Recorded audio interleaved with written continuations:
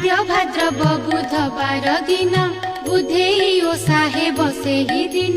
सासु बोलोई जे बहु को चाही ओषा आज किलो करिबु नाही सुनिन बहु बोलोई वचन काहि पाई ओषा करिबि पुण पांच पुत्र मले राजा आज्ञारे ए ओषा करिबि केउ प्रकारे सुनिन सासु बोलोई वचन रखिबे ताकुल बुद्धि बामन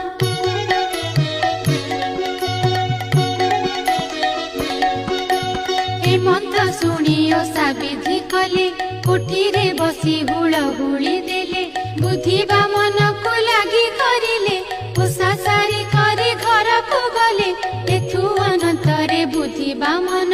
जेउठारे पुत्र पड़िछि पुण सेठारे